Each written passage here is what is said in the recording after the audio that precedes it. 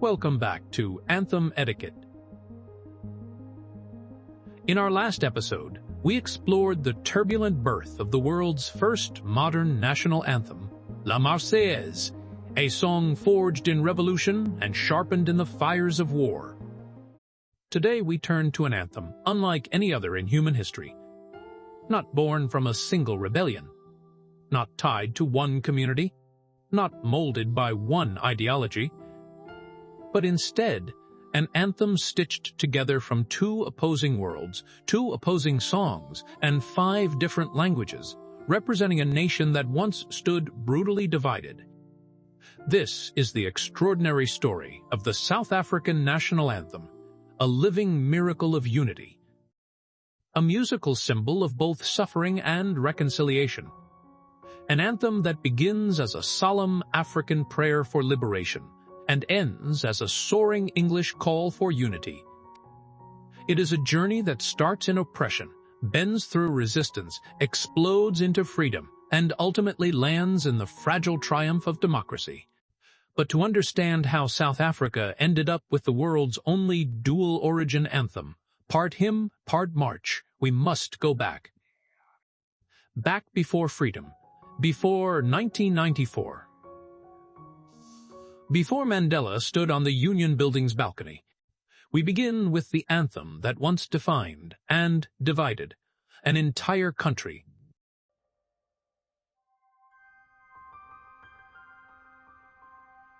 Before the modern anthem, there was Stem van Suid-Afrika, written as an Afrikaans poem in 1918 by C.J. Langenhoven and set to music in 1921. For white Afrikaners, it was deeply patriotic, a powerful connection to the Voortrekkers, the Great Trek, the frontier battles, and the cultural identity forged through hardship and survival. It was more than a song. It was their national soul. But for the black majority, it symbolized exclusion, segregation, dispossession, and the ideology of apartheid itself. Every time D-Stem played, at rugby stadiums, military parades, school assemblies, and state ceremonies, it reminded millions that they had no place in the political system ruling over them. It was the soundtrack of apartheid. A divided nation stood under one flag, but not under one song. Our true story begins with the other half of the modern anthem, Nkosi Sikelel iAfrika, meaning God bless Africa. The composer, Enoch Sontonga. In 1897, a humble ex-Xhosa choirmaster and teacher named Enoch Mankayi Sontonga composed a simple hymn at a Methodist mission school near Johannesburg. He was not a politician, not a revolutionary, not a famous leader, just a man of the church writing a prayer. He composed it as Nkosi Sikelel Thina Lusafo Olwayo, Lord, bless Africa, your children.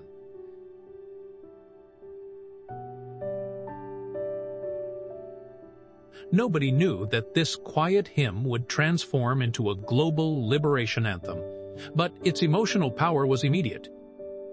It spread from mission schools to church choirs, from communities to political meetings, from South Africa to the broader African continent. In 1925, the African National Congress adopted it as their formal closing anthem.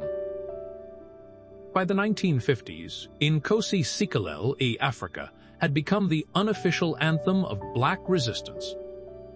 Singing it during apartheid wasn't just music, it was defiance. It was unity. It was courage.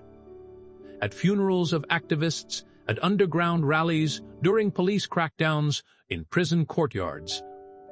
The song echoed everywhere. Freedom was demanded. Sontonga himself never witnessed its rise. He died in 1905 at just 32 years old, long before the hymn became a continental symbol of liberation. His legacy would outlive him by more than a century.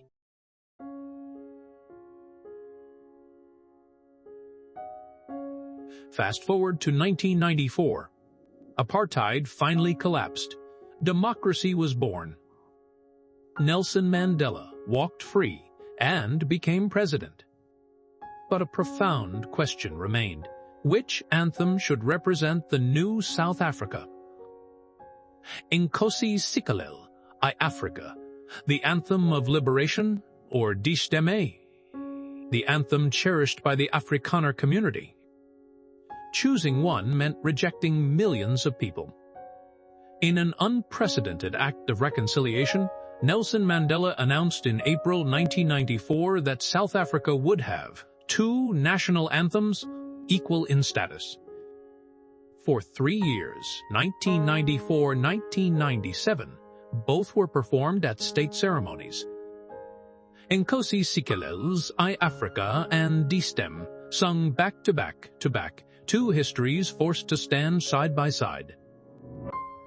It was shocking. It was unheard of. It was Mandela at his finest. A message to the world. We remember our past, but we will build our future together.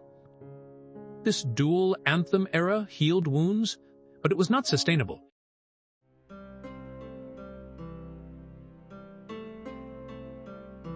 By 1997, the government needed a single anthem that was short enough for international use, respectful of both histories, musically coherent, multilingual, acceptable to every community. A diverse team of musicians, led by Mzilikazi Kumalo and Jan Zaidel Rudolph, faced the impossible. Merge two unrelated songs, in different keys, with different tempos, in 5 languages, into one anthem under 2 minutes. They created something no nation had ever attempted. The final structure, a musical miracle. 1. isiXhosa, isiZulu, from original Nkosi Sikelel iAfrika. 2. Sesotho, a Pan-African plea for protection. 3. Afrikaans, a carefully selected excerpt from Stem. 4. English, new, forward-looking lyrics. The anthem changes key, tempo, and musical style mid-song, something extremely rare in national anthems due to the complexity of transitions. But in South Africa's case, this shift was symbolic. It mirrors the emotional arc of the country itself. A quiet prayer, a rising plea, a confident march, a powerful call to unity. A nation reborn in music.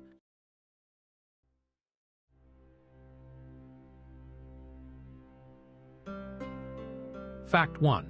5 languages, 1 anthem, isiXhosa, isiZulu, Sesotho, Afrikaans, English.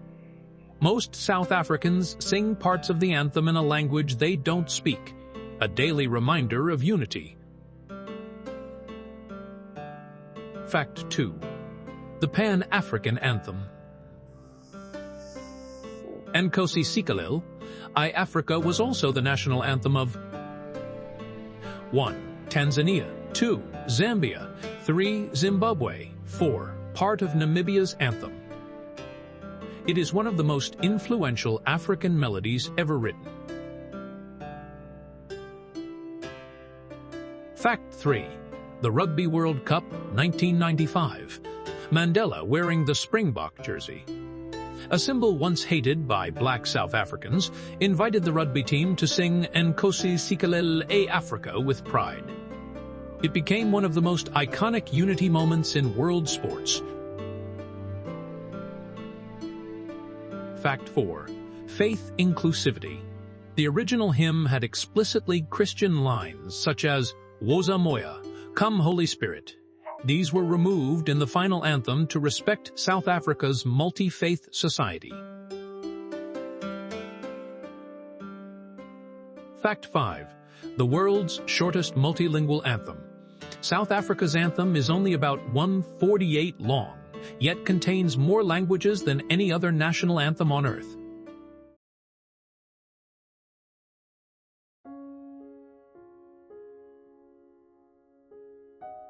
Even today, the anthem remains a symbol of both healing and conflict. The criticism. Some political groups argue the Afrikaans section should be removed, claiming it keeps apartheid memories alive. The defense. Others argue removing it destroys the very meaning of reconciliation, because the anthem forces everyone to acknowledge the past while stepping together into the future. The anthem is not just a song. It is a mirror, reflecting a nation in constant transformation.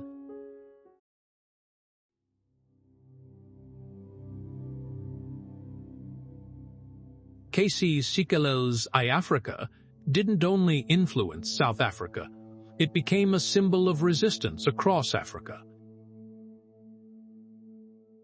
It was sung in 1. African independence movements across the continent. 2. Anti-colonial struggles. 3. Pan-African liberation campaigns. 4. Underground meetings banned by authoritarian regimes. 5. International solidarity rallies. 6. World War I trenches by African battalions serving under colonial armies. Its message of dignity frightened oppressive governments. It carried hope, and hope is dangerous to dictators.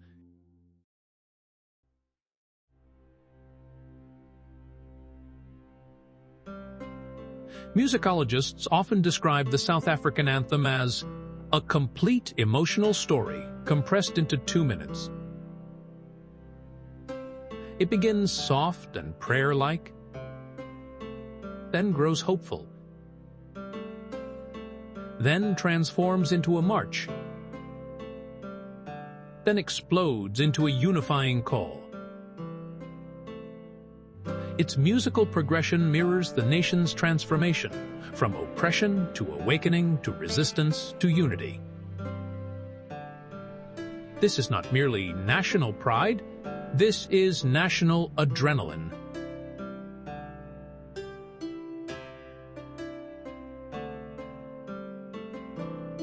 Today, the anthem is everywhere. In classrooms, in stadiums, in schools, in political ceremonies, in national celebrations, in international sports events, in times of mourning and crisis. After the 2015 Paris attacks, South Africa held solidarity gatherings where crowds sang both Nkosi Sikelel iAfrika and La Marseillaise together, symbolizing global unity. Nearly 3 decades after apartheid, the anthem continues to heal, unite, and inspire.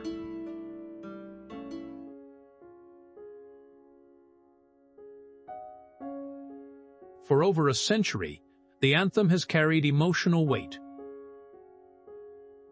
Its performance has clear expectations. Standing, South Africans stand immediately, whether at stadiums, schools, parades, or military ceremonies. Head coverings. Hats are removed unless worn for religious reasons. Posture. Civilians stand upright with hands at their sides. Unlike the U.S., South Africans do not place hands on their hearts. Singing. You're encouraged to sing, but not required, especially since few people speak all 5 languages. When not to sing, it is not used casually, in jokes, ads, or background entertainment. Misuse can lead to backlash or even legal action. During flag or military ceremonies, talking stops. Movement stops. Phones go away. This moment belongs to the collective. International settings, whether you're in embassies, overseas stadiums, or global events, The etiquette remains the same. Stand, stay respectful, and join if you know the words. Respecting the anthem isn't formality, it is citizenship.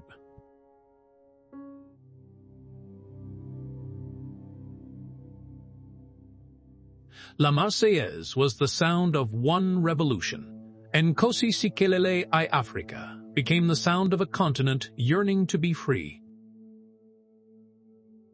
But the South African National Anthem? It is something far greater. It is a miracle of music and politics, born in pain, reborn in reconciliation. It emerged from church halls, protest lines, prison courtyards, and presidential decisions. It stitched two enemies into one voice. It carries 5 languages, thousands of wounds, and millions of hopes. It faced apartheid, survived censorship, inspired uprisings, and united a divided nation. It is not just an anthem. It is living proof that music can rebuild what politics once broke. If you're a student, a music lover, a historian, or simply someone who believes in the extraordinary power of one song, this story is only the beginning. Subscribe and join us as we explore the next anthem, its secrets, its controversies, and the untold history behind its creation. Tell us in the comments, which national anthem should we uncover next? The journey continues.